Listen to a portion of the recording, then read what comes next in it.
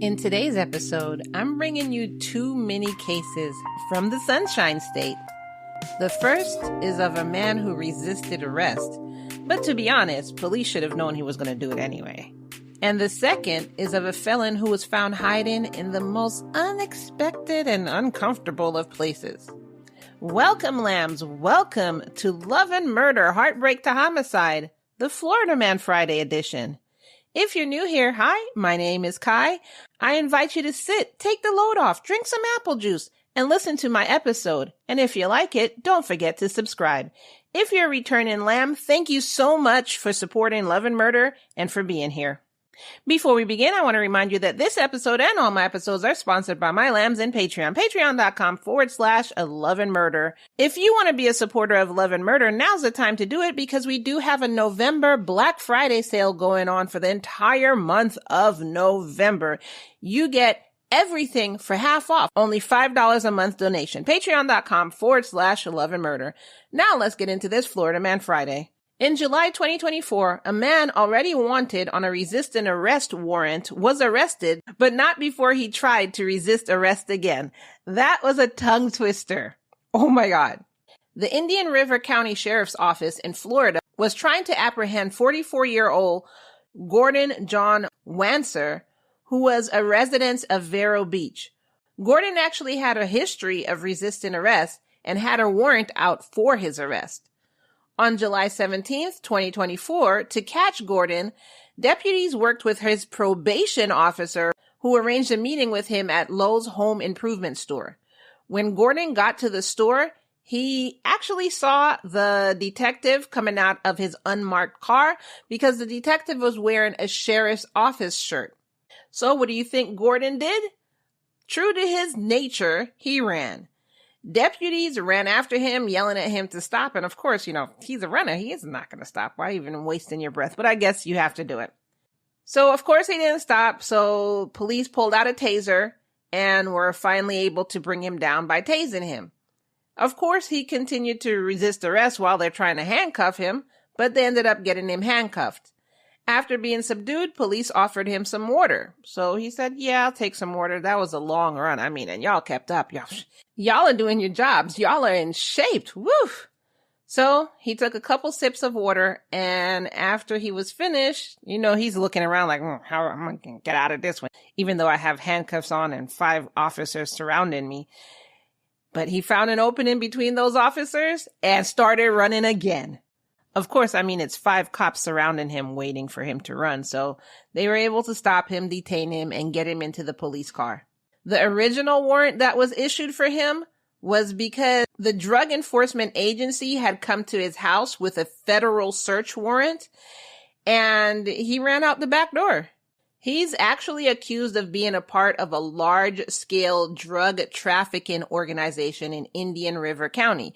So yeah, we laugh that he keeps running, but it's actually a serious matter. Following his arrest, Gordon faced multiple charges, including resisting arrest and attempted escape, in addition to the charges from his original warrant. And he was held on a $35,000 bond. That's it. So, of course, his charges are very serious, but I kind of wanted to bring a light-hearted case to end off the week.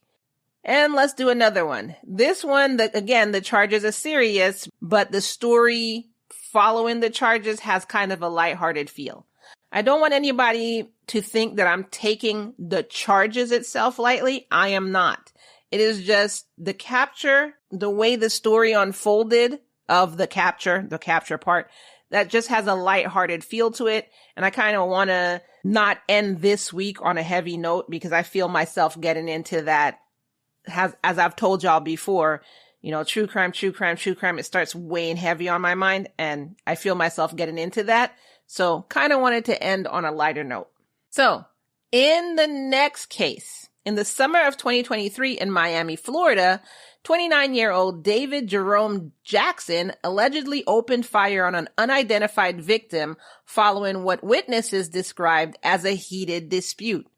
Witnesses later told police about the moments after the gunfire, describing the chaotic scene.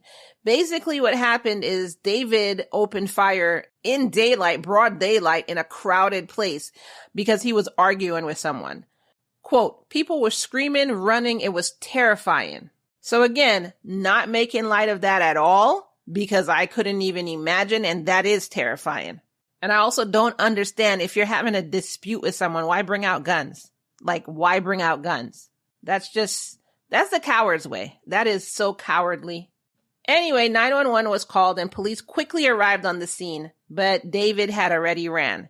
I mean, if you're man enough to bring out a gun, man enough to stay and face the charges, right? I guess not.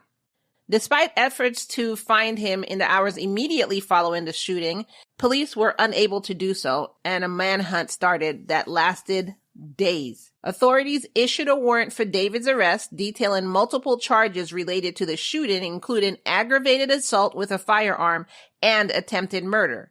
The hunt intensified as days passed with no sign of David, and the Miami-Dade police told the public that David was believed to be armed and dangerous. So they were telling people stay in the house, be vigilant, stuff like that. In the meantime, they're canvassing neighborhoods, trying to find out where David went.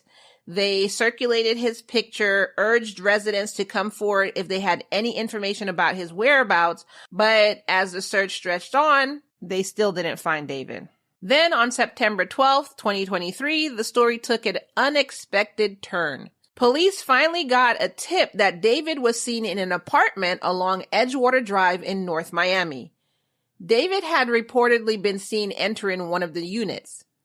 Miami-Dade police quickly assembled a team to investigate, arriving at the complex in the early afternoon. As they began their search, they knocked on doors, they interviewed residents, they circulated his picture in that apartment complex, just trying to find out, where is he? Quote, we knew he was in there. The challenge was finding him before he found another way out. Officers searched every room, every cabinet, every closet, literally tearing that unit apart. I don't want to say they tore it apart but they searched every corner of that apartment. But after nearly an hour of searching, they still couldn't find David. That's when one officer noticed that something was unusual in the laundry room. He said the dryer door was open just a little bit. And so he went to check it out. And when he opened it, there was David.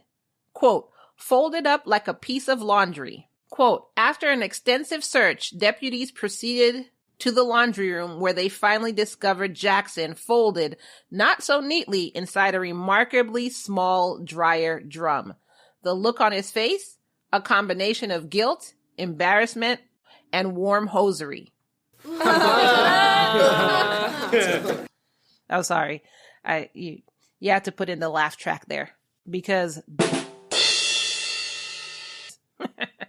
of course, police just kept talking about this because this is the first time they've seen this. They described David as, quote, scrunched up in a small space, his arms tucked in tightly, knees bent awkwardly to fit. As he came out of the dryer, visibly uncomfortable from the cramped hiding spot, officers placed him under arrest, quote, one limb at a time. Quote, this was a first for me. I've seen people hide in a lot of places, but a dryer? That's something new. Despite this hiding spot, David reportedly offered no resistance as he was led out of the apartment in handcuffs. Neighbors gathered to watch the arrest, some of them shaking their heads. I would be one of those people like, Would you? Let me know if you would be in the crowd just shaking your head like, Quote, we heard about people running from the police, but hiding in a dryer? That's crazy. That's what one of the witnesses said. Following his arrest, David faced a string of charges of shooting into a dwelling, aggravated assault with a deadly weapon, damage to property, and possession of a firearm by a convicted felon. At his initial court appearance, the judge denied David bail, citing the violent nature of his alleged crimes and the length to which he went to avoid being arrested.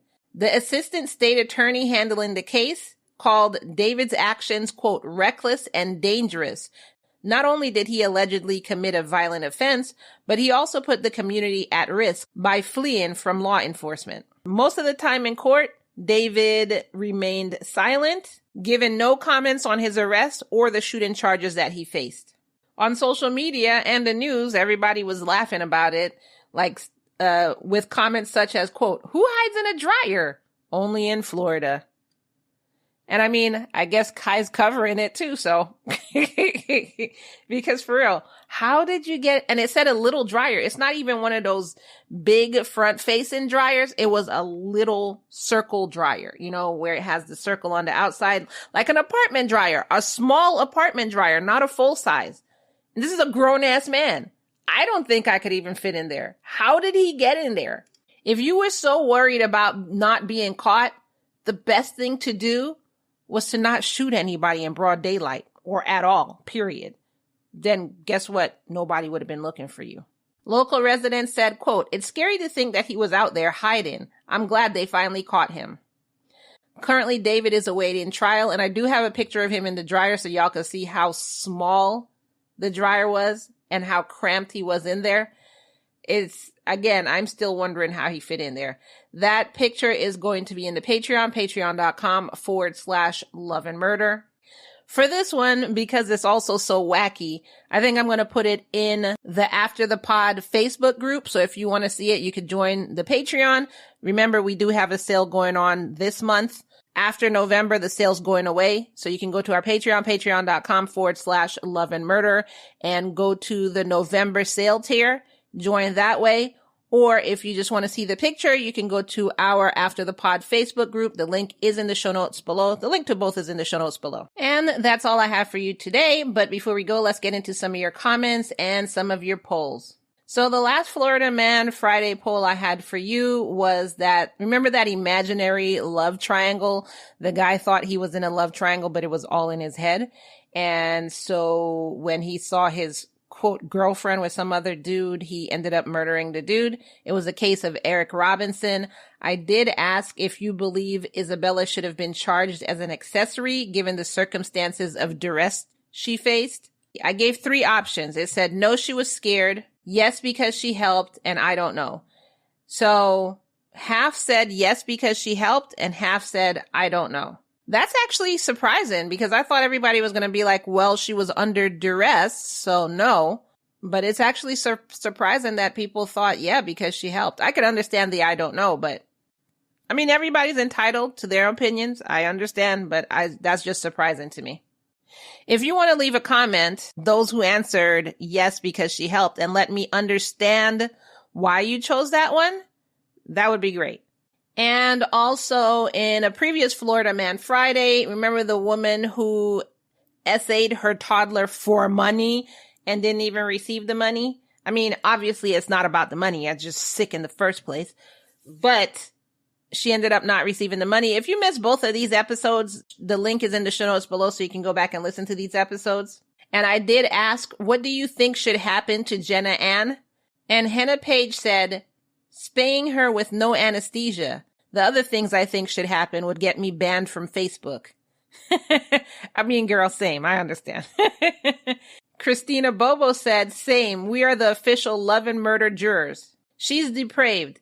Then she didn't even get the money. I mean, shouldn't payment have been arranged in advance? This should have gone the other way around. Get the money, don't send pics, call the cops, and get that creep off the streets. I hope they arrested that person too. Which, Christina, I didn't even think about that. Yeah. That's crazy. Yeah, they should have arrested that person too. Christina continues, and Calm Kai is nice, but hey, I rage and I need you to rage with me.